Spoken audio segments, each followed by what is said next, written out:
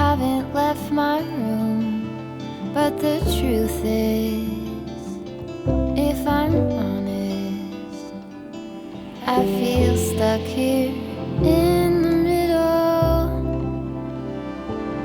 Am I one of those crazy people?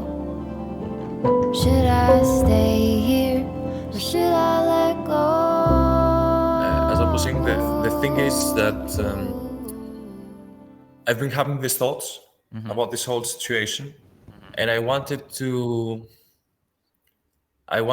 actually see if I'm being paranoid, or Okay. maybe they have some some basis on reality. So I'm really careful about this whole anti-Russian sentiment going on these days, because it's really weird to me for to see a person having an understanding of the world that's kind of, should I say, the cinematic. I don't know if you get what I mean. Like there's this evil guy, Yeah. this evil empire Yeah. that wants to conquer and consume and destroy, and we're the good guys. Right. I use we, in a loose way. So I do not think, of course, I do not think that that Putin is a good guy by any stretch.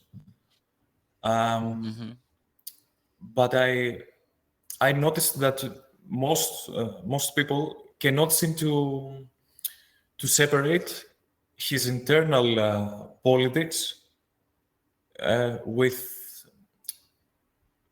his international standing, so to say. I mean, I totally get someone protesting his Putin's rule in Russia, but I'm not really sure if the same person sees, like, I'm not sure what Putin's crimes are on an international level right now. Not his crimes.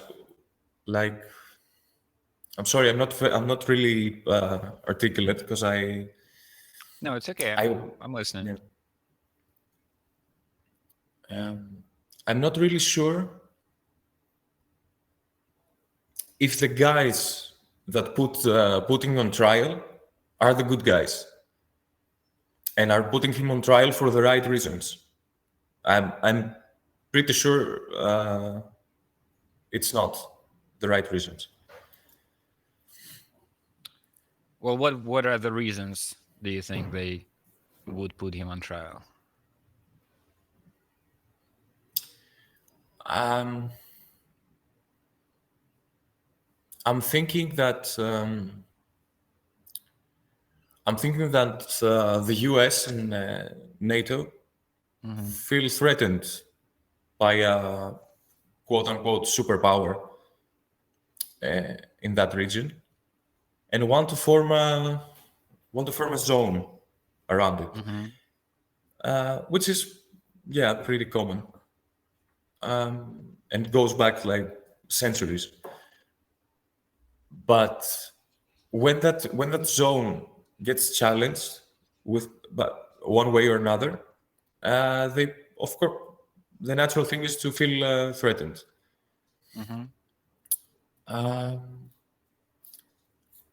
So basically, that's the core of my understanding, or the feeling I get of the situation.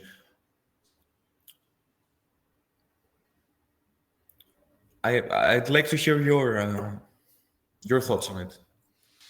I think broadly, I I agree with you. I see the situation similarly. The thing you say about his crimes, I mean, to me, it's become pretty black and white with the war in Ukraine, because this, like, if you talk about the situation kind of in more abstract way, you're like zooming out and you're looking at the disposition of power in the world. I can see this, quote unquote, Putin's perspective, which is America has been dominating the world stage since the end of the Second World War. We have all these military bases, NATO and American military bases all over the world. They are allowed to um, start wars or do whatever really they want. They don't have to really adhere to international law. Um, and so it's like the world is dominated by one power, and he thinks that's not okay. And this goes back. I mean, he's been talking about it since, I think, 2007. I think he made this speech in Munich against what he calls uni. What is the word? Unipolar, maybe, world, and he wants a multipolar. So there are multiple regions of power, multiple centers of power, and he sees Russia being one of these centers, in the sort of Eurasian territory. So, like, in abstract, I sort of see it, and I can even imagine myself, agreeing with that. But that's in the abstract. Then, when it comes to, okay, so that's the worldview. What do you do about it? Invading Ukraine and doing this kind of total war approach with it. That to me, like, that to me on multiple levels. So, like, on a basic human level, you're killing people, and you're creating a huge amount of suffering. That to me is a no-go. And then even if you try to, like, remove all of that, the empathy and the kind of moral dimension of it, and think of it from the point of view of, like, strategically, are you accomplishing things or not? I don't think he's accomplishing any, like, even on behalf of his own worldview. You're creating, like, he thinks that Russians and Ukrainians are basically the same people. Well, now you're making sure they're not the same people. You're creating hatred that's gonna last a long, long time. The reaction to the war, the sanctions and everything, puts Russia in economically a horrible position. So Russia is damaged, Ukraine is damaged even more. The overall situation in the world, you're creating more militaristic tension, and more countries like Finland, and I forget some the other one. They're Finland and some other who have been for decades on their own. They wanted to assume a kind of a neutral position. They didn't want to go to join NATO. Now they do want to join NATO because that's what would protect you from Russian invasion. Sweden, maybe, yeah, two Scandinavian countries. So to me, no matter how you look at it, like, in order to see it in a positive way, you really need to, like, that's like an imaginative choice. Like, no matter what reality is gonna throw at me, like, there's always that opportunity, right? We can interpret things in many different ways, and that's how I've been thinking about, like, in writing this this thing that you're illustrating now, but the dreams.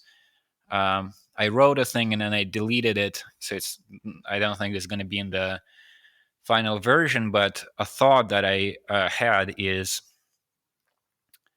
so there's the dream that opens the piece is about how I was watching a press conference, Putin's press conference, and I somehow in the dream I was seeing not just the event, but I was seeing through the event. I saw how it is created, and I saw that there is this like media spy complex, the secret services and the media establishment. Their role is to create a kind of a LARP for Putin, a kind of immersive theater for him. He's the client here, and he enjoys to be put in situations where he can improvise and come out on top. He's always the winner. He's always, the strong character. And their job is just to create the stage, set the stage for him, invite him into a situation and make it easy for him to win. So that was the dream. And then I was thinking about today's situation. Like, again, the way I see it, I don't see any positive dimension to this. I think everybody is losing. Maybe America is winning. Maybe there is like, or like the American arms manufacturers or something like that. But basically, everybody's losing. And yet, like among the Russian supporters of the war, you hear these like emotional responses, like, there's a news about some number of companies leaving Russia. The store is going to be closed. You're not going to be able to buy medicine or whatever. And some of the supporters of the war in Russia go, well, good riddance. It's only going to benefit us because now we're going to have to learn how to make the things that are currently being sold to us by Western companies. So that to me is, yeah, with that kind of logic, you can go a very long way.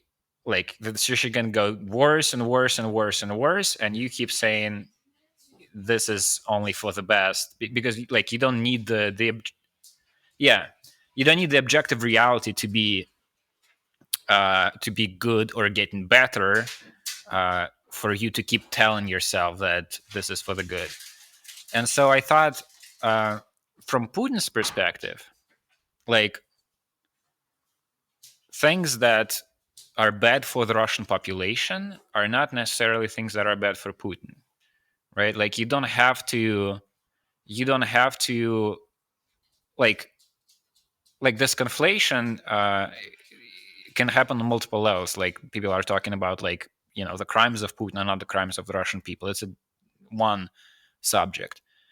But then the harm that you do to the country is not necessarily harm you're doing to the regime, right? The country can be like, if Russia turns into North Korea or something like that, where you just have an enslaved population, it's poverty, hunger, starvation, etc., etc. If Putin remains the king of that territory, and he, like Kim Jong-un, he goes to events and everybody's clapping, and you do public prosecutions, and people are subordinate. Is that a bad scenario for him? Like, could it be that he would, in that situation, think, I've done it right? I did the good thing and I'm actually coming out on the good. I mean, yeah, the country's gotten poorer, but there's like no opposition whatsoever. And I can, I can play the macho guy in, maybe he's not invited to foreign gatherings, so he can play the macho guy, in front of the presidents of other countries, but he can play that role at home in front of the media, and the newspapers will make it seem that not only he's playing the macho guy, but he's winning. And even if he's not winning, maybe there's some appeal of the like underdog status, like we are proudly standing up against the rest of the world. Like you can see the situation getting progressively worse for the entire country, and for the world. And yet, if Putin himself and, a small class of people around him are protected and maintain their subjective reality where they're doing fine, and this is all for the greater good, then maybe they wouldn't feel like any mistakes have been made. And so it's like that tension between the subjective reality of people who are influencing the objective reality of everybody around, that's an interesting point of tension. But for me, in terms of like the good guys and the bad guys, I also don't think that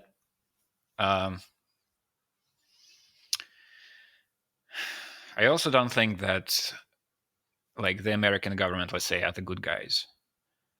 I don't even think that the Ukrainian government are quote unquote good guys. Like if there was no war, and you would just have normal life and normal politics, people in Ukraine would be as upset with their government as the populations of all of these countries, here in Russia and outside of Russia. Like, there's corruption and there's controversial laws and there's the national tensions and whatnot, the Russian speaking versus Ukrainian speaking people.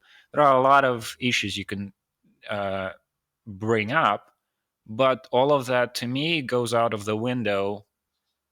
Like, I can see how, like, right now you would be criticizing whatever policy that Zelensky was putting up, half a year before the war.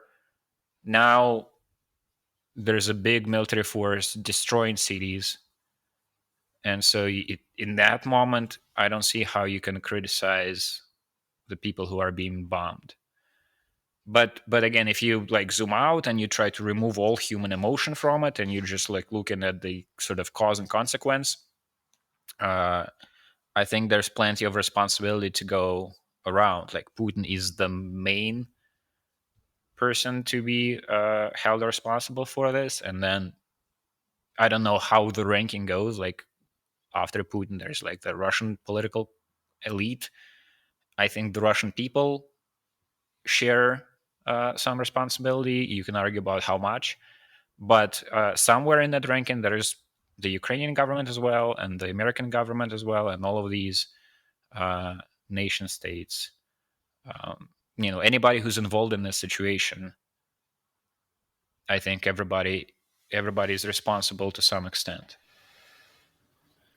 Yeah, of course everybody is responsible. But my main concern is about this narrative that it's being that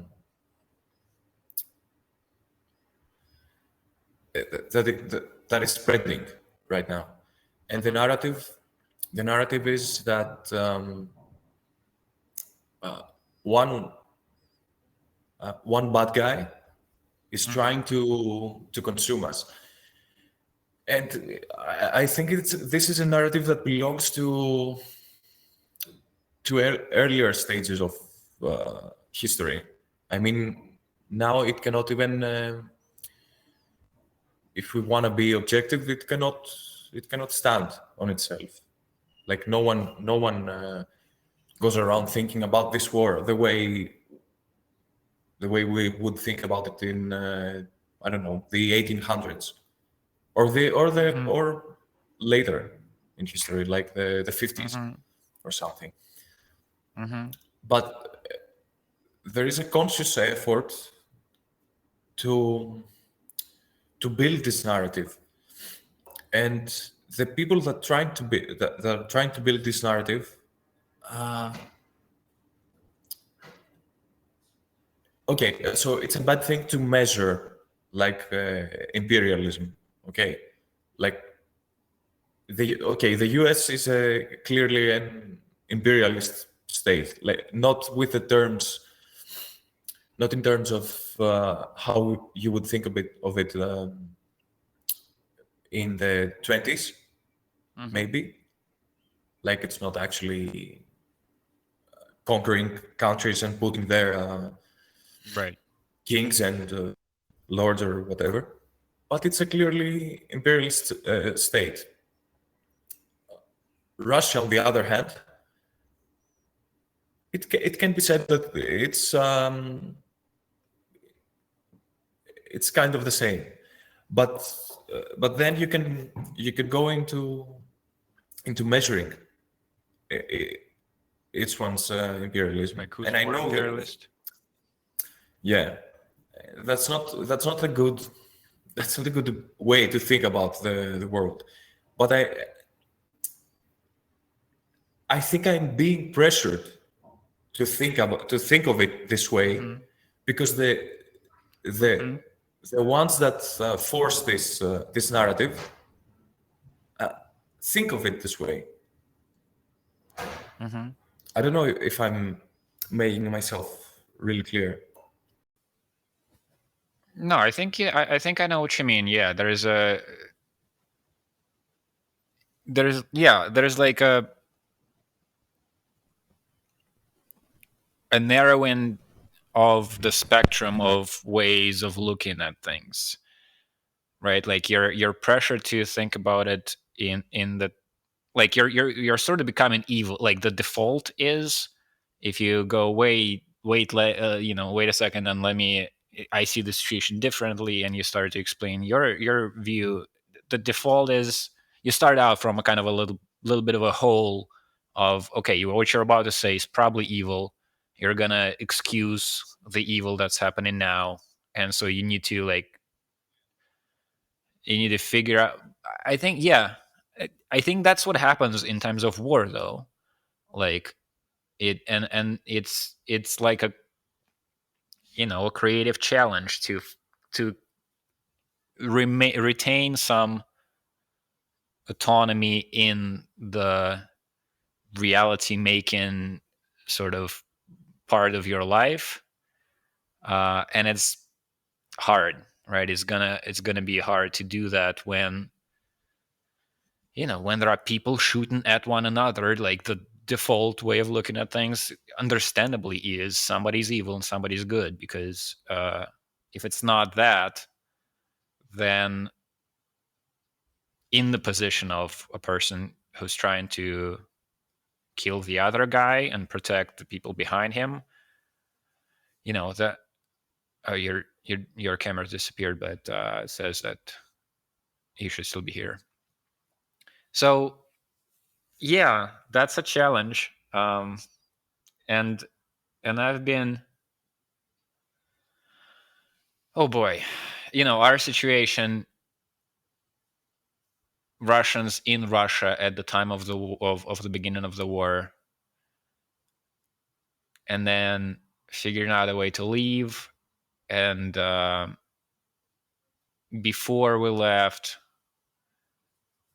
we're in St. Petersburg. We're seeing the Z's on the rear windows of cars and on billboards, and at like the cashier's office at the government building and so forth. You have a lot of emotions about it. None of them are good, and we've been going through different kind of being thrown one way and another by these emotions. And I remember a few times where,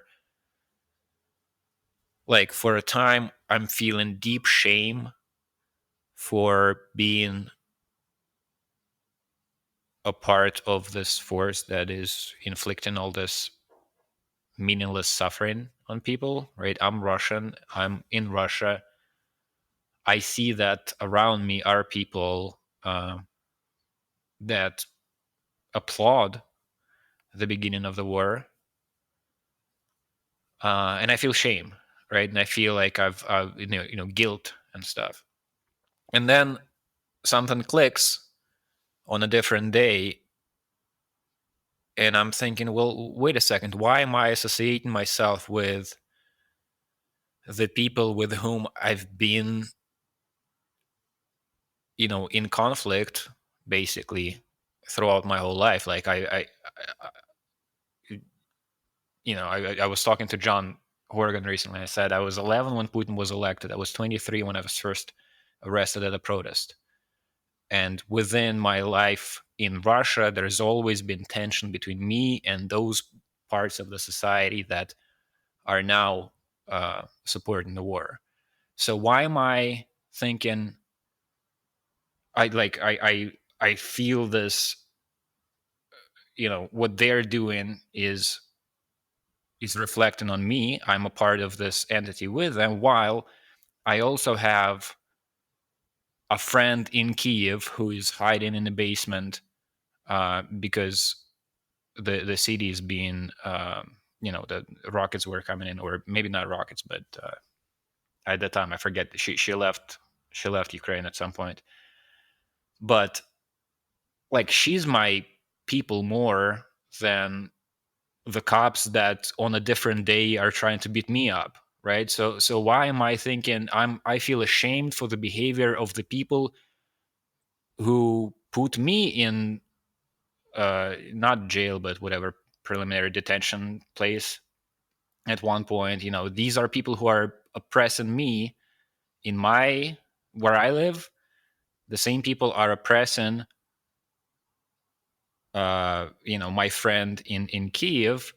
I'm with her. Why am I feeling shame for the behavior of these people when I'm the one who,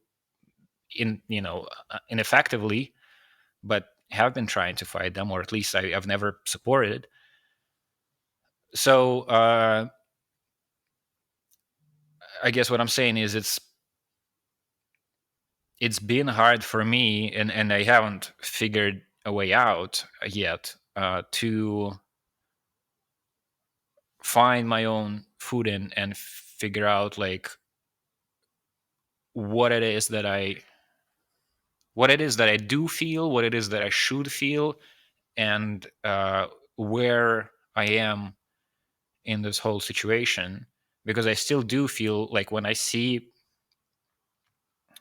whatever happening in Russia now, I don't know, a children hospice center, it's dying children with terminal diseases, and they put them, they told them to stand, form a letter Z by how they stand in the yard. I feel a lot of negative emotions about that. I suppose it doesn't have to be like, maybe one problem is this focus on like, I'm Russian, these are Russians, there are bad things happening in Russia, I feel shame about bad things happening in Russia. Maybe the problem is this Russia identity.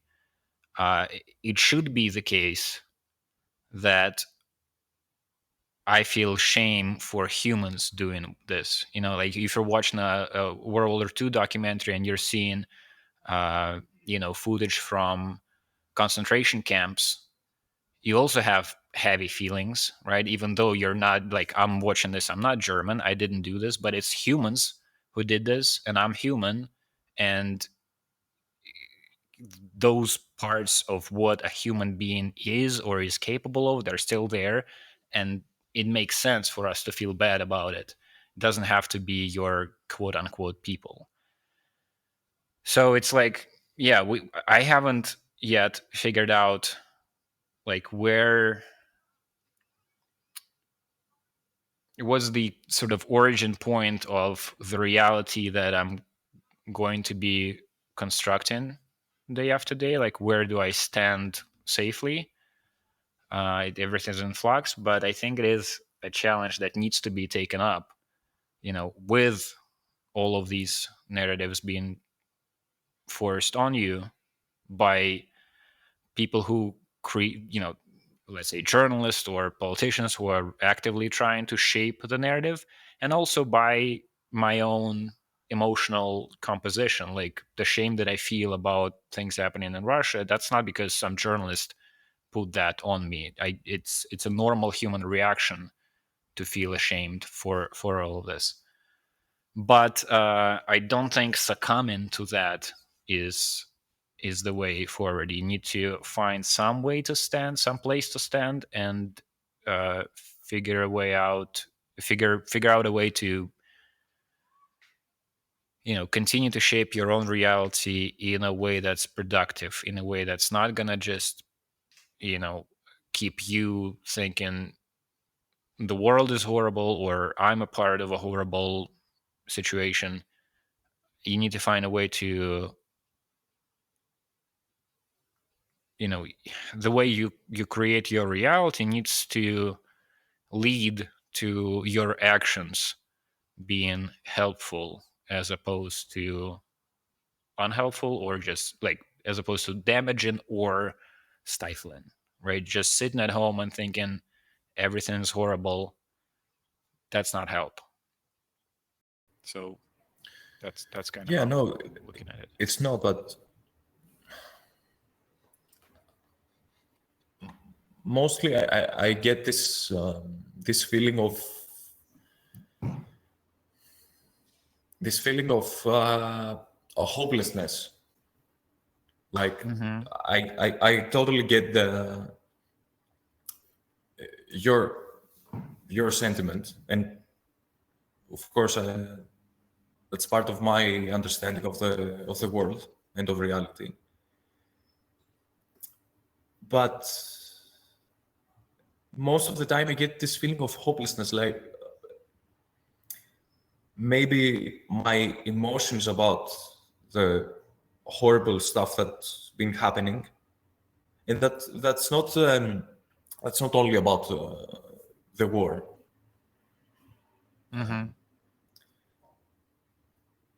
I'm having this feeling that there's nothing I can do that's enough. There are systems in place that have been set like decades ago that cannot include me. That if I let's say I'm not aligned with my country's policy. Okay, let's take it to the day to day. Maybe my country starts a war, and I'm ashamed about it. Sometimes I get this feeling that there's nothing I can do. There's nothing I can do that matters to form us to form a separate reality than that. To align myself with people that do not believe in this flag, like specifically. I don't know. I should have been more prepared for this talk. my thoughts are No, I really understand what you really mean. chaotic. Yeah, I understand what you mean. I have the same, or at least similar feelings too. And I guess I've always had them, except that they've become harder to ignore since the beginning of the war. But there's, the general feeling I've always had about human civilization generally, like it's fucked up. Like the systems of power that we have are not, I'm not impressed. I feel like shades of unfreedom, let's say. I'm rarely inspired by like a system of governance. I I'm not sure if that ever happened, really. I mean, maybe if you're watching like a really good American movie, with a good screenwriter, and they put all the pieces in place. There's a speech somebody makes in court about the freedom of speech, and they can make that sometimes happen, but generally it's shades of frustration. And yeah, I don't know. I on the one hand, I do have the impulse, like the original kind of, like in sort of the psychic composition of my own mind, there is an impulse to, like a utopian impulse, I suppose. Like I feel we should try and make the world good. Um, but I think from the very early, like I'm thinking back to my childhood. I think, like when I'm 6 or something, and I'm watching, movies on TV, or I'm overhearing a conversation between my parents about, if I'm 6, that means it's 1994. So that's, a year after the tanks shot the building of the parliament in Russia. So we had a lot of political talks at home. So like I've always had this kind of feeling. I don't want to just give up on this reality and just say, oh, it's all fucked up and let's not, politics is dirty business. This is dirty business. Just don't engage. I never liked that. So I always wanted to be a part of some kind of productive force that actually can accomplish big things. At the same time, I've always felt the same, again, oscillating degree of conviction, but that feeling of hopelessness that you're describing. And I think one kind of strain of thought that has been helpful to me is when I think um,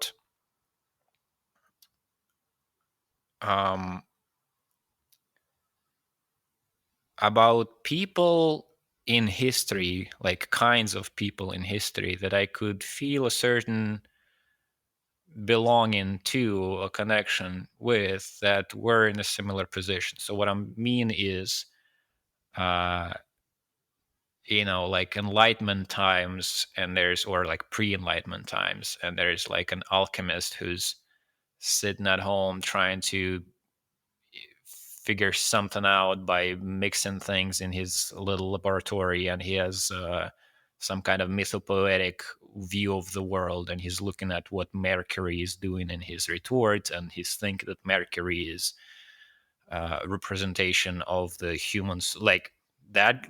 That guy is not um, not what the society was at the time, right? He is in minority. He's a fringe actor. And yet what he was doing did not go in vain, because now in 2022, I have a vague sense of there were people like me before, right? And so, and wherever you look, whatever period of time you look, there's always that character. It's a shaman in a hunter-gatherer village. It's a alchemist in medieval Europe. It's maybe some religious fringe group somewhere. It's a lot of artists throughout the world and throughout the ages, that I can pick up something that was written 2,000 years ago in a culture that I don't really understand, and it speaks to me, and I feel like, oh, this is what my people were doing at that time, at that part of the world. And none of those have ever succeeded at building a state that's all good and like, here it is, we figured out how to do human society. But it, there's a, like, just knowing that those people have existed, they exist still, and feeling that I'm a part of this like way of struggling with what the human incarnation is, uh, that I'm not alone in it, that I like, it inspires me, it helps me. So that means that if I do my part, somebody else will be inspired, and or like have an easier time with the day to day. Like that gives me some amount of strength and energy to carry on. But the hopelessness is definitely a part of it. Like, and maybe maybe addressing that hopelessness, maybe trying to incorporate that into your, like, I'm writing and drawing and talking, and there are things that I do. If I take that hopelessness and turn it into the next issue of Psychopolitica, and you and I make a drawing that will, on the one hand, address that hopelessness and express it, and on the other, make it so that upon reading the whole thing or looking at the whole thing, the reader doesn't feel hopeless, then, like, we're doing our job.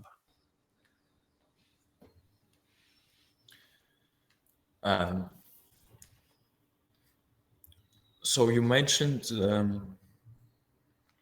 in the latest stuff you wrote, somewhere you mentioned Adorno, and Mention what? Adorno, the philosopher. Oh, that's right. Yeah, I actually know basically nothing about him. I did a cursory reading of his Wikipedia article, but that one quote is what what I know of him. What is it? What is it? How does it go? It's like something along the lines of since the Holocaust happened, no one can produce real art after that it had some that much of. There's it. I read, so when I remember that quote and I wanted to insert it, and then I Googled the quote to make sure I know it correctly, and there was a whole article about how he's often misquoted. And I think the argument was that a lot of people say that he said it's impossible to make poetry after Auschwitz. And what he actually said was closer to the lines of it's immoral or something. It's not appropriate. It's actually interesting. Let me try to find the exact quote. Barbaric is the word he used. To write poetry after Auschwitz is barbaric. Yeah. Sorry, I interrupted you. So you. I was several stuff about the Frankfurt School lately, and okay, I don't know was just a part of the group, and they seemingly have like you could say a pessimistic worldview. Like there are systems of power that when they fail to conquer the world in a militaristic way, they create other subsystems of oppression that don't look like oppression at first sight. And that's the reason they compared the U.S. of the post-war United States. They compared it openly to the Nazi Germany in terms of propaganda and mass culture. So at first sight, this creates a really pessimistic way to see the world. Like, is there nothing we can do? Is there nothing we can do to break the circles of oppression? But on a second deeper level,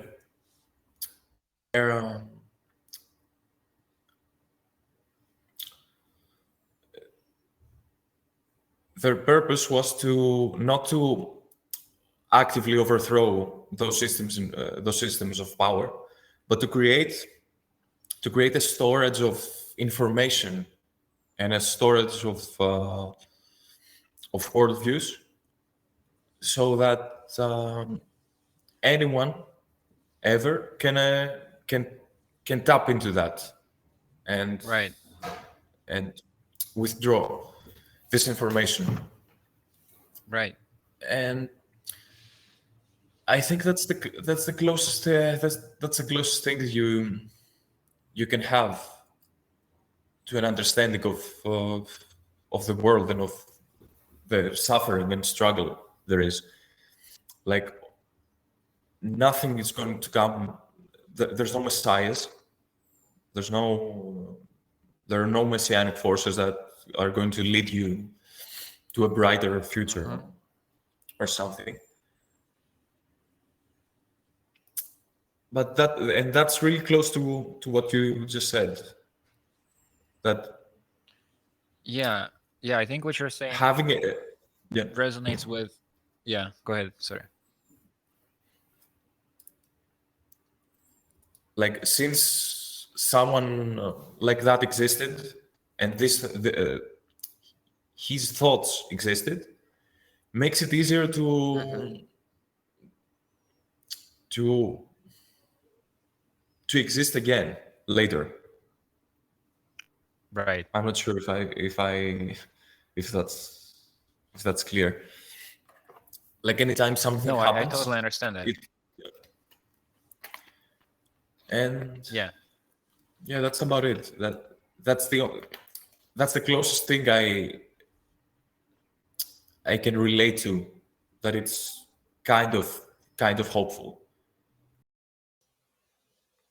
Right. And that's a different way of looking at the utopian project. Like, it's hard for me to seriously contemplate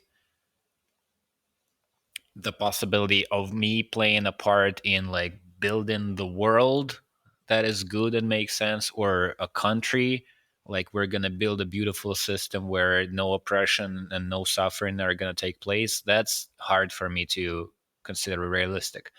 But to create a way for people to gain some amount of freedom from the overall unfree system, that seems doable. And part of the reason that seems doable, because I've benefited from the work of people who've done this before me, right? So when I was, like, for me, a clearest example probably would be Terence McKenna. But any or music that I was turning on to when I was like 17. That's another, like, or even earlier than that. When you're, to paint a picture, I'm a kid, that would be even earlier than that. I'm 10 or something. I don't like school. My living situation is there are 5 people in a 3-room apartment. I don't have my own room. The family life has a lot of kind of suffocating feelings toward, about it. I have a bad relationship with my brother. We have to share a room. So my overall feeling of the world is, I would love for it to leave me the fuck alone, and I don't have a corner to hide from it.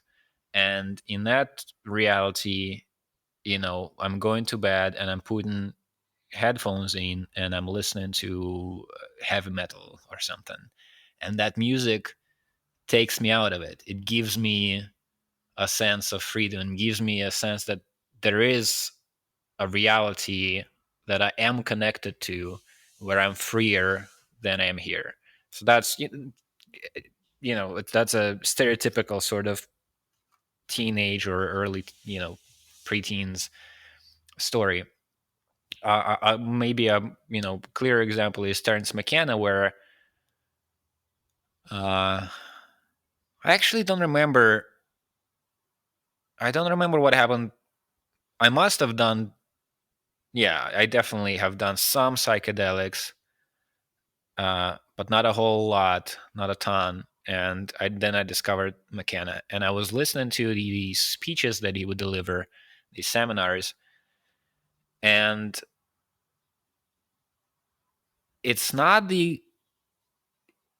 it's not any one particular thing that he said that was important, but it is the freedom that he had in talking about whatever, like thinking about the nature of reality, the nature of language, this and that, that was not like, I'm the academic philosopher, whatever, here are the credentials, here's why I have a reason and a right to talk about these things.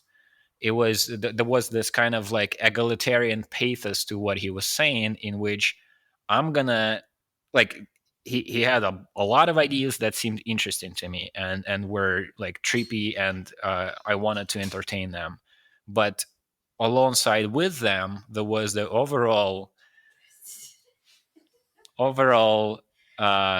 message, which is, here's a bunch of ideas. I don't even believe in them personally. This is just the shit that I came up with, and we all should be doing this. Like, you shouldn't feel like you don't have the right to think about the nature of the world because you failed your physics class in school.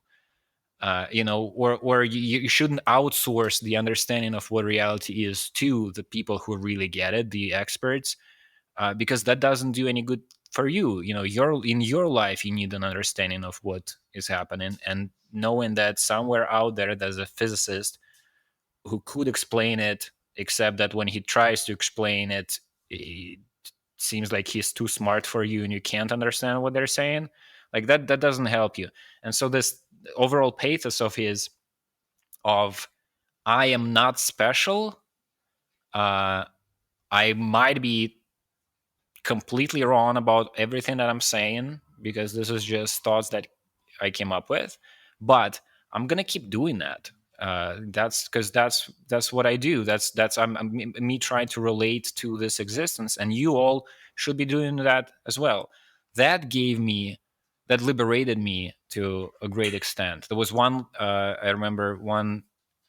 It probably wasn't, his title, but a title of an episode of a podcast where a part of his speech was embedded was a quote from the speech, and it was permission for smart people to think.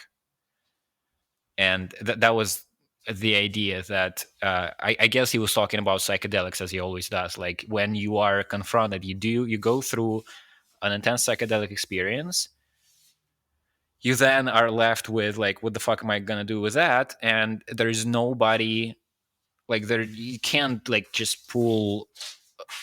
Actually, now I think there's a different topic. I think there is a kind of a dangerous strain in modern day psychedelic thought, which is, I see now young people approaching, like, they haven't done psychedelics, or they've done once, and they already have this, like, framework of thinking about this that comes from the modern day research, scientific research. And I feel like, shit, you're losing it, man. This is not supposed to be you read a book on this and now you're gonna put your experiences into the boxes that have been prepared for you. It's not how it's supposed to go. So my feeling from McKenna, like, he was talking about psychedelic, you do a psychedelic experience, then you have no idea what to do with this, and then that gives you a permission to think on your own, because nobody else's thoughts are gonna help you out with this. You've just gone through something that you have no handle on, and now you need to start creating your reality yourself, like, take some responsibility for the world you live in and the way you understand it, instead of just appropriating somebody else's system of thought. Yeah, So that's actually my main concern. That's my. You could say that this is my greatest fear, that the the reality that I'm going to construct for myself, the understanding of reality I'm going to construct for myself, is not as valid as someone else's. I think that this is the core of of my anxiety when it comes to when it comes to issues of philosophy and cosmology. But When you say not valid, what do you mean? Like it's like not valid. I mean, not as informed, uninformed? not as informed. Like not really not as constructive. Mm-hmm. But that opens a second layer of thinking, like what is constructive? Mm-hmm. Is the expert the expert thinking is constructive for what? Is it constructive for the way I see the world, or for a system created by this circle of thinking? Right. Yeah, my way out of this, sort of the go-to uh, approach that helps me and sustains me, is rooting the, let's call it, the creative method in experience, because that's something that, like, the thing we're working on now, the piece, it is kind of about the war and systems of power and whatnot, but I don't feel right now like using the normal kind of mainstream way of talking about these things, like let's analyze the political situation and let me try to provide an analysis of why the war happened or where it's going or how do we approach it. I don't feel I can do this right now because of what we've talked about. But I also can't be, it's very hard to think about anything else but the war and these systems of power. And so this is my way out, for today, like for this few weeks that we've been working on the piece, is I'm going to write about this and draw about this and try to do something, but I'm going to root it in my personal experience that can't be denied. No expert can say, well, what you dreamed about is invalid, right? That's impossible. That and I'm being descriptive, right? I'm like, I am this is the overall one of the things that I've been sort of approaches that I've been trying to develop, and it's still a long way to go for it to be like formalizable in some way. But the basic idea, like what I'm doing with dreams in this one, I'm being like a reporter. I'm being like I'm kind of upholding the old school values of journalism, where I'm just saying what happened, except that I'm reporting not on events in the objective reality. I just wrote down the dreams that happened to me. Like I saw that. That's Nobody can take this away from me. Nobody can say this is, your thinking is not deep enough here. No, this is, I just happened to have this dream. I wrote it down. Here it is. Then you can do what you want with it. So that's one thing. In terms of the anxiety about whether my worldview is valid or invalid, like nobody can take away my dreams, my trips, my feelings, etc. from me. And then if you do that long enough, it or in my case, doing that, writing and talking about these kinds of subjective private experiences actually sort of builds up a little confidence that then can be transported further to ideas. For example, like I used to have this anxiety about ideas, like I had this idea but maybe it's a bad one, so maybe I shouldn't talk about it. But the more I do this, the more I practice, the more I'm able to apply the same logic to the same kind of feeling to ideas and thoughts and whatnot. These are just thoughts that I had. I'm just reporting on these. I'm just telling you what I thought of. I'm not saying this is right. right? I'm not saying that you have to be convinced of this. I'm just trying to do the best job that I can in describing the idea that when it visited my head, I felt better, or I was interested and whatnot. So I'm not, this is not mine. This is just something that I noticed that I'm gonna try to do a good job at describing, and then see what happens. And so that's one half of it, rooting the thinking in the direct experience, or the, you know, creative output in the direct experience. And the other half is what you talked about, using the word productive. Is it being productive or not? Same kind of thing. I know, like, I feel good about Psychopolitica because I get letters from people, or because a friend can text me and say, I recently looked through your stuff and felt inspired. I'm happy you're doing this thing, because now I feel more empowered to also draw or write or feel a little freer. So that sustains me. That's a huge source of support, when you realize that what you've been doing, this is not world changing, and it doesn't have to be, but it is for some amount of people, which might be in the hundreds, might be in the dozens, but for some number of people, they felt better, they felt more inspired. Somebody uh, wrote or drew something, and then things like the reason you and I are talking now is, from my point of, like, the way it worked in my reality. I was doing the thing, I was writing and drawing, clicked something with you, you wrote me an email. Now we're doing this thing together that, uh, I'm continuously, like, happy, inspired, and sustained by it, because you send me a sketch of a cover. I'm like, this would not have existed. Like, I didn't do this, but this would not have existed, and this is fucking awesome.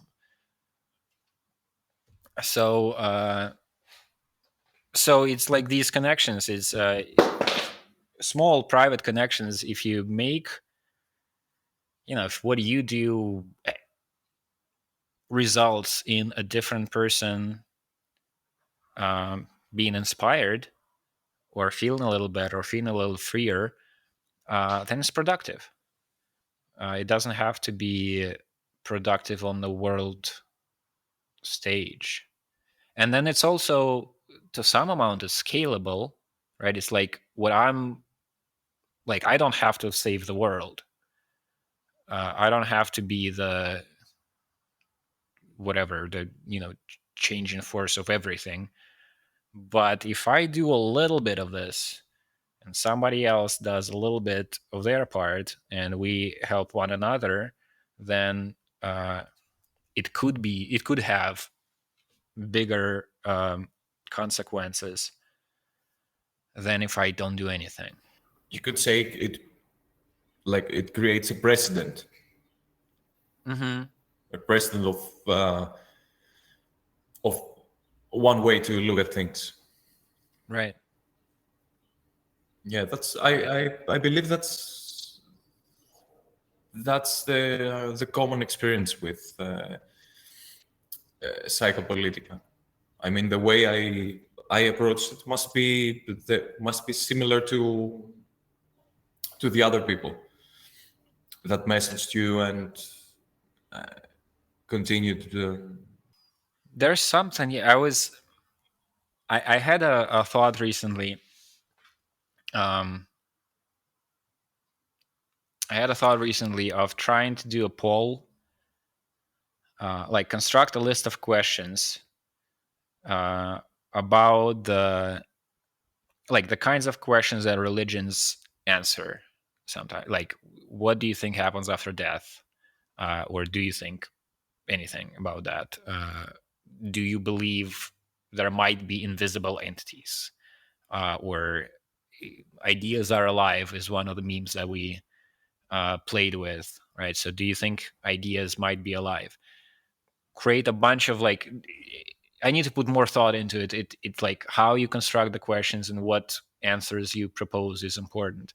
But create a kind of a questionnaire like that could be seen as a kind of a sociological study, which meaning you can make conclusions out of it. You can say, okay, these people on average lean towards these kinds of beliefs. Like these are the statements, maybe preliminary statements, again, depending on how you phrase it, but like, here's a description of what reality is that broadly resonates with this group of people. And take that, like, so do this kind of whatever you call it, research, I don't know. So you ask people, and then you have the answers, and it's upon these answers that you create some iconography or write a few fairy tales or something. You do create the building blocks of. I'm hesitant to say the word religion when I shared the idea with Karina, my girlfriend. She's like, "No, do not do this. I don't like anything that has to do with religion." But you know, a way of relating to the world, a collection of art that expresses a way of relating to the world, a collection of stories and approaches, are a way. I guess an articulation is what is the word I'm looking for. So instead of starting out with like, I'm going to make this thing up myself, or like articulate just my own feelings or thoughts or ways of relating to reality, start out with, there's a group of people, there's something, like, I know that there's something in common between these people that write emails to me. I have a sense of recognition and belonging. It doesn't have to be like a letter. It doesn't have to include anything about like, here's what I think reality is, or here's what I think power is. It doesn't have to have anything like that. It oftentimes it's just a human connection. There's just a person writing a message saying, hey, thanks for what you're doing, or thinking about you in this time of war and whatnot. But there's something about the way they phrase it, the way they write it, where I feel, oh, like there's a commonality here. There are links between these, like, some of these people are not connected to one another directly, right? It's like, I'm a hub, I got a message from this guy and I got a message from this girl, and they haven't exchanged messages, but I see that they belong to the same, there's something that they share. Same way, if you go to a show of a band that really resonates with you, you can look around and you're like, oh, these are my people. I have no idea what they're like, what their political stances are, but the way we relate to this music that's being produced right now, I feel a sense of connection. So it's that kind of thing. And so you start out with this group, you ask them questions, and then you articulate not your view, but what is common amongst you. So you will there will be definitely a variety of answers, and it's like how you phrase questions is important too.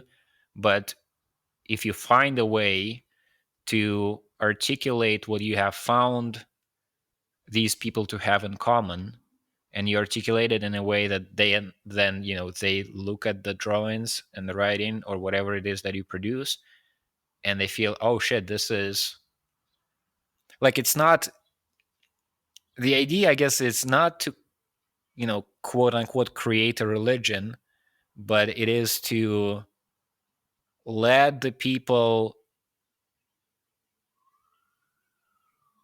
imagine what it would be like if there was a religion that actually was reflecting what they think and what they feel, right? So it's a more like a engage in a fantasy plane, like not building a temple, but thinking, what would a temple look like if the religion I belong to was what I actually care and relate to.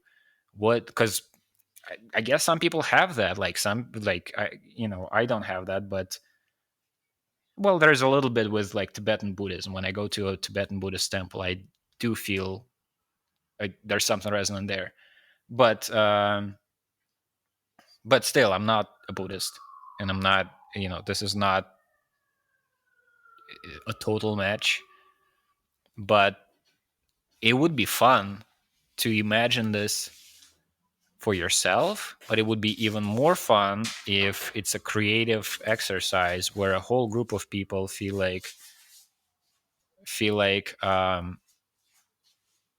like if you watch a cartoon or something, and in that, or like a if I guess for some people it was like there are fantasy books or science fiction books or something where you're reading the thing, and it's like an imagined religion or imagined something, and you feel like, oh, that would be that I relate to this. So to do this in a kind of not really put it create a whole artificial reality, a movie, and there's a motif there, but to do this in a kind of like, let's do it once, let's see what we can come up with, and then so that would be just fun, and it would be interesting what that does to the group of people, what kind of feelings people have. And then the important thing for me and how I approach the stuff I do in Psychopolitica is like, if we did this experiment that I'm describing now, and there is something that is produced, we put it online, then for a new person reading this, apart from the value of the thing in itself, the huge part of value that I hope would be there is that a person would see this kind of thing is possible, like that genre, that approach, that like you can not only yeah yeah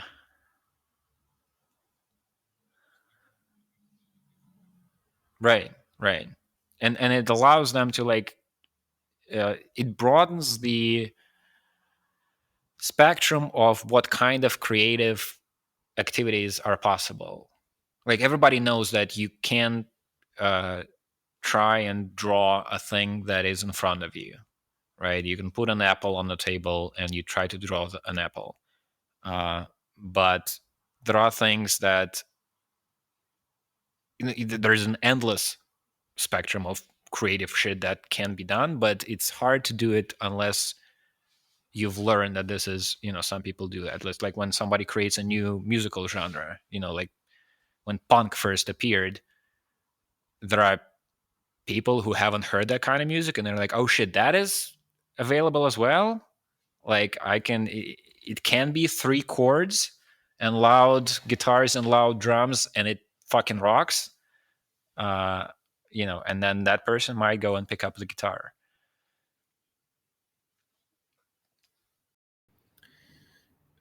That's that's my understanding of it. Like it gives me the sense of uh,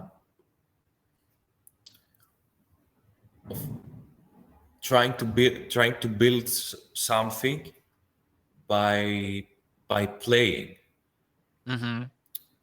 by trying out stuff, and seeing this stuff, acting like you're seeing this stuff for the first time, Yep. like disposing the disposing the constructs that you may have built or some other forces have built for you, and like throwing away the template and seeing something for the first time, Exactly. Yeah. which is in my head it's close to the way a child forms his conception of the world. So you could say close to religion, or to, yeah, or to a cult or something. It's like the way I feel about this is like what religions are supposed to do instead of what they're doing. It's like that's this is the tension. I said when I shared the idea with the girlfriend, with Karina, my girlfriend, and she's like, "No, all religions. I just not uneasy about all of this." I feel like I understand what she's talking about, but I also feel like, why are we allowing these? Right. So it's like it's the word that she has a problem with, uh, because the word is associated with these structures of power that abuse that power normally. And like I don't have to have the word, but I feel there's something good about claiming the word, reclaiming the world, and saying, no, religion is what I do.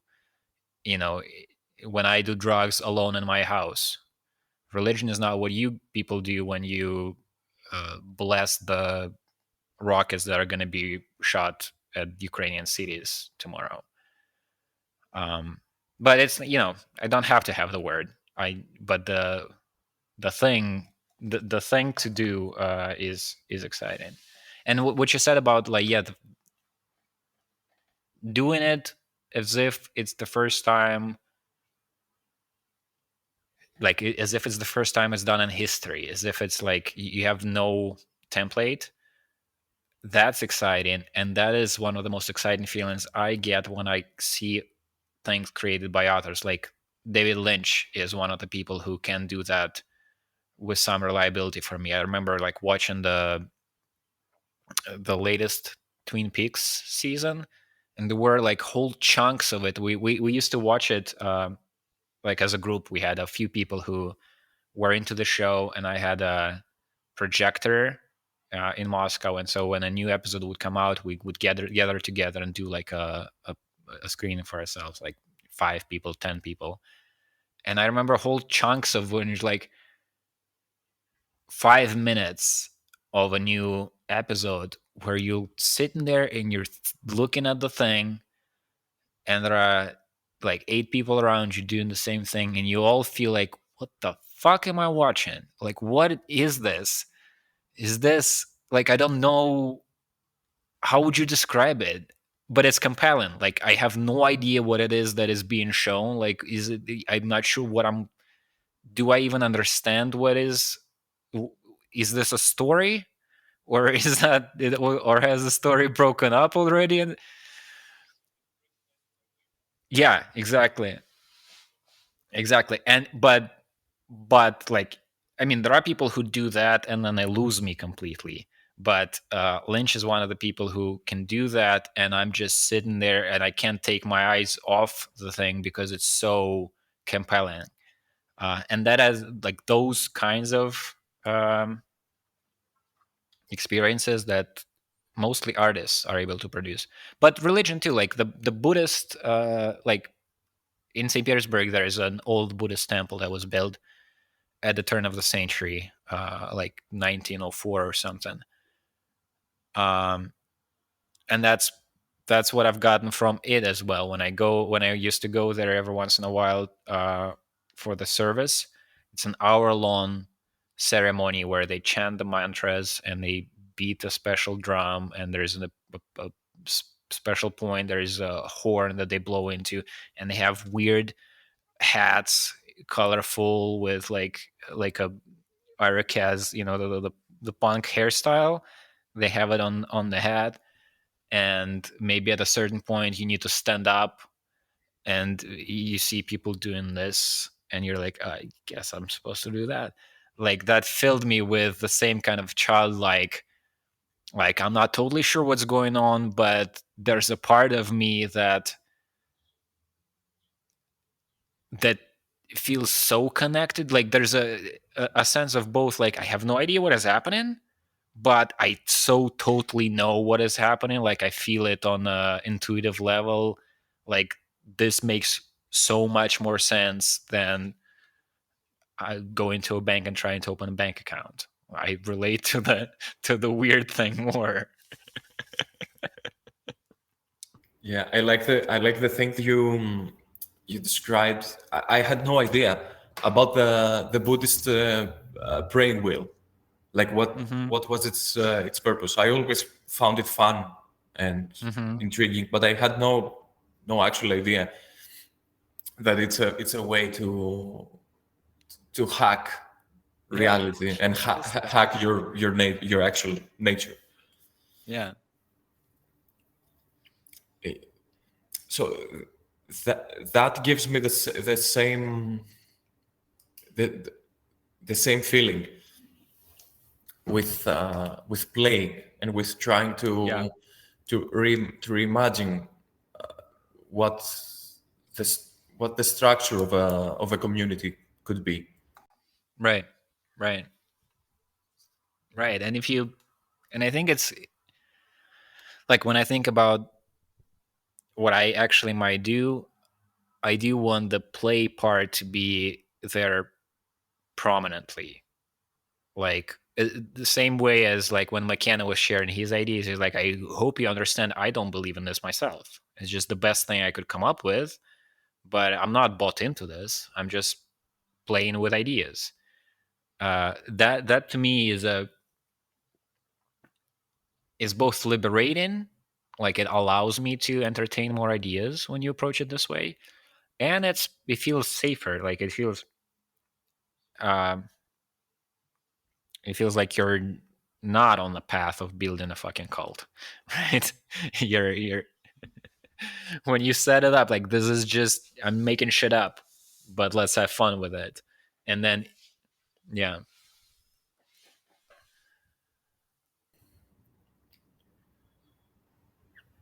Yeah, I would join a cult that's like that.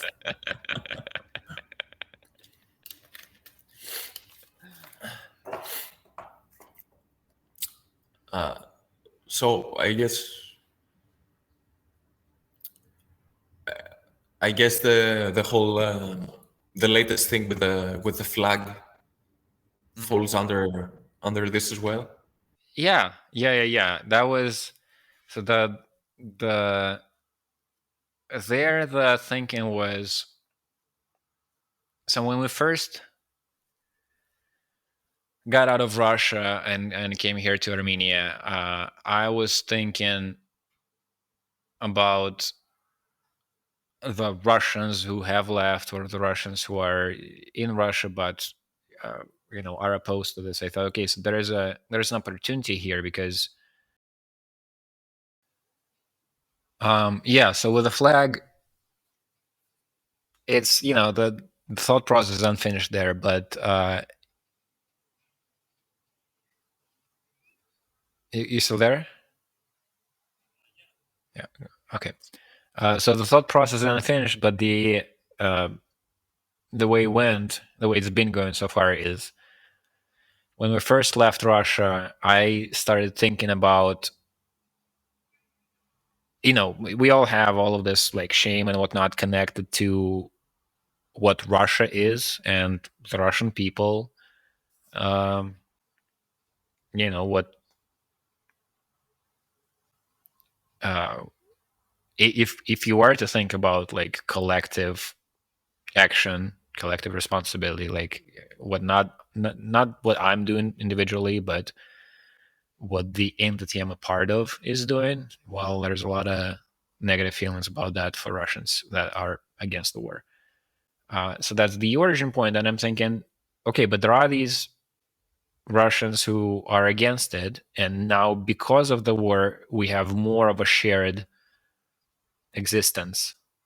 Uh, because like we're getting on planes and we're trying to figure out where to live and how to live, and those people who didn't get on planes are in Russia.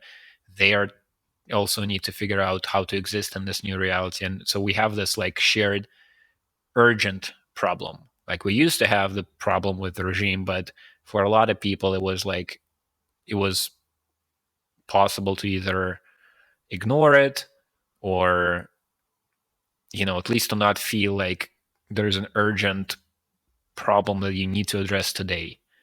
And since the war started, for a lot of people, it has become that. It's like, I need to do something, or I need to get the fuck out. And even if you do get the fuck out, then what do you do now? And so there are a lot of people like this. And so I felt that's an opportunity. If we form some kind of a community, if we are able to make political actions, if we're able to form a shared understanding, shared identity, whatever, if we become something like a community, then we stand a chance of uh, creating something positive.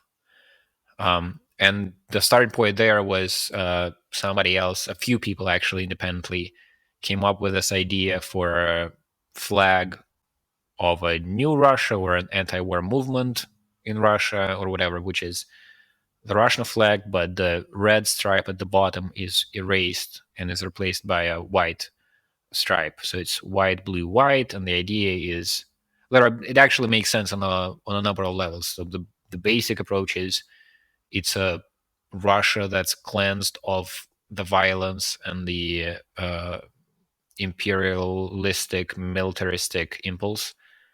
And then there's a kind of a rhyme between it and the flag of Novgorod, which is a region in Russia where there actually was a democracy many centuries ago. Like, people gathered in a square, and there was like a different impulse within the Russian culture. Like, this part of Russia actually tried to be a free democratic system. So there's like it's an interesting symbol. It makes sense. I like it. So for a while I was thinking about this, and then a shift in the thought process was, or not maybe a shift, but like a parallel thought process has started about my own life. Like, why is it that I'm thinking about flags of countries and big groups of people?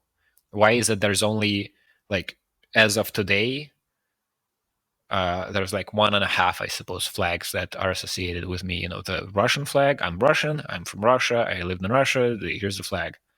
And the other one is this new one. I like it. It's not really established yet. It's something that might become a thing, but I like it, the anti-war movement within the Russian culture. But that's all about this Russia thing. Meanwhile, I have a private life. I have, a family. I have a group of friends. I have a fiance. We have a dog. There's the Psychopolitica, community. There are friends I have in other countries, etc. So I thought, what if I reversed that and created, a flag or a coat of arms or whatever symbolism that would belong on a state symbols, but it would be just me. It would be just my, family, just my reality. And that's just a creative exercise, but it's interesting to see where that takes me, and if I publish this in Psychopolitica, what responses I will get, and maybe inspires people to do something else. But one idea was that, the first sketch I did was I I drew the dog, my dog, and added wings to him, and put other symbols on the thing. But in the background, I put the this white, blue, white flag.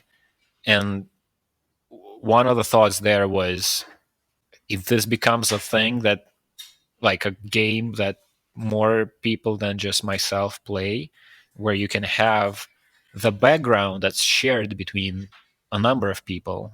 So this is the structure of this game where the background represents your community, and so many people have the same background, but the foreground is your direct experience. This is like the people you love, or the the things that you personally feel strongly about or like, or whatever. Maybe you're just, I don't know, I have a friend who's into plants. She just loves all kinds of plants, and so her version of this would be, a tree that's her favorite and the flower next to it, or whatever. But you have the shared background. Then again, it becomes this collective game of identity that's, not taken that serious. Like, what I like is somehow combining,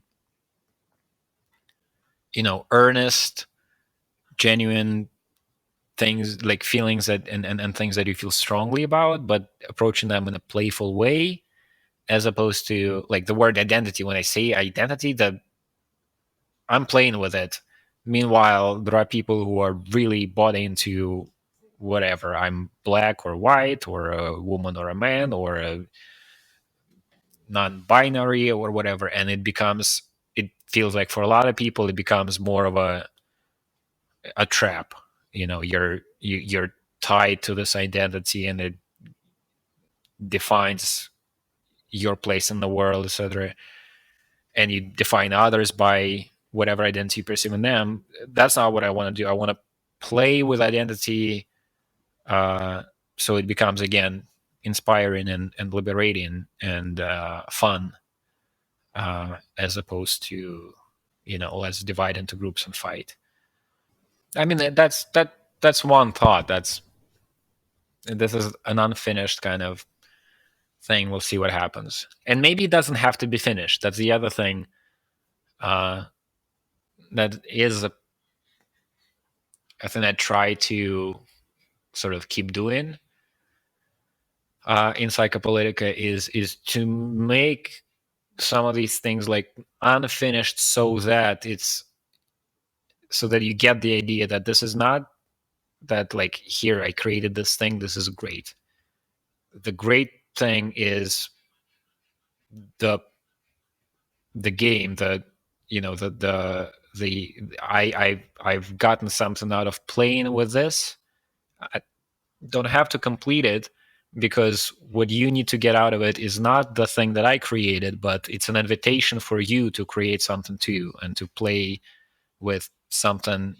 Doesn't have to be even similar. Just like, this is supposed to inspire. This is supposed to, like, oh shit, that's fun.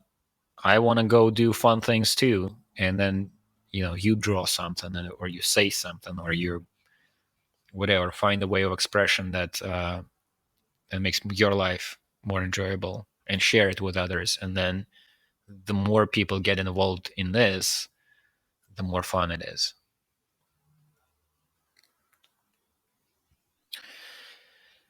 Yeah, I think I have a similar impulse that I, try to maybe not fight, but like find a way around it. There's a lot of it in Psychopolitica, I think, and before that. So I've written in Psychopolitica, I've written about this thing that happened to me a long time ago, where, like, when I was in my early 20s, like, I always wanted to be creative and have a lot of good ideas, but I didn't feel, at least at the time, that I was that. And I cherished every idea that I thought was good, even though most of them I couldn't do anything with them.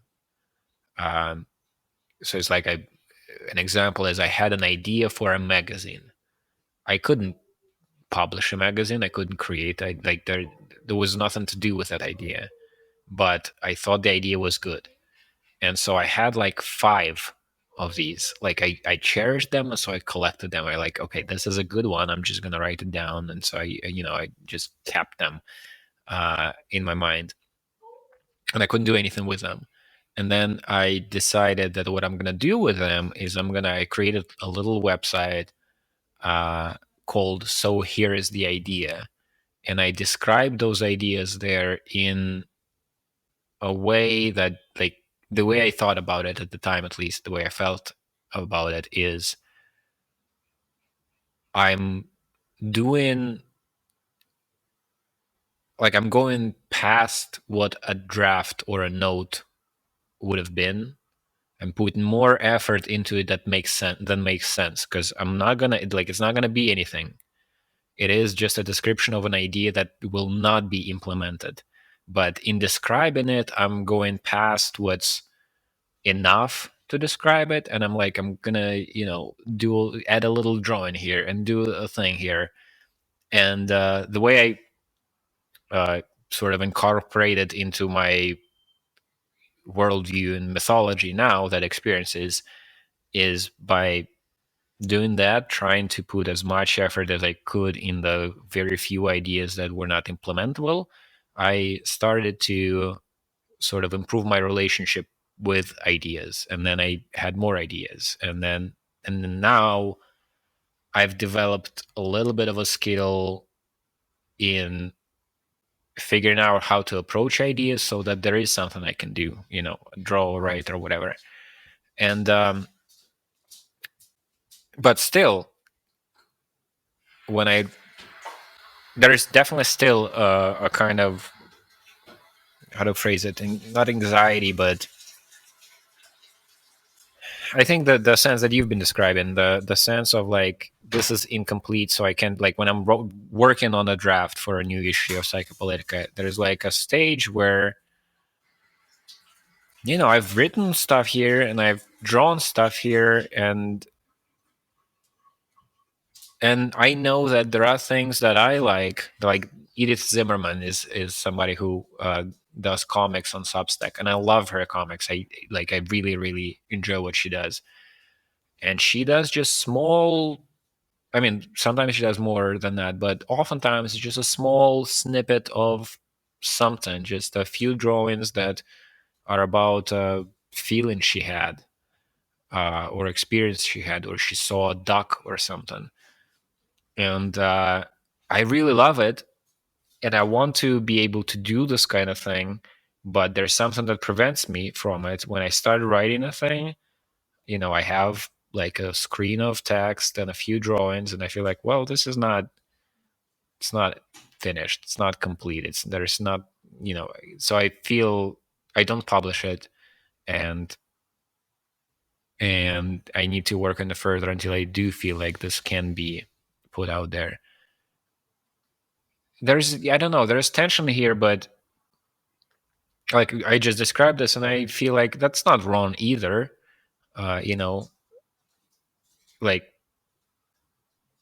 Like I guess it's the thing to work with here is my own sense of what counts as complete, right? So it doesn't, like, one way to go about it is to work further on the thing until it's complete. Another way to go about this, another thing to work on, is your understanding of what is complete, what complete means. And that also is not, it's not that what the way I feel about it now is wrong. It's just I can develop it further and make it more loose and allow myself for more things to feel complete to me. And so it's like, it's just a different part of the creative process, a kind of like a meta process here, where you're not working on the thing itself, you're working on your understanding of what the thing is and what criteria you apply to it. All right, I really enjoyed this.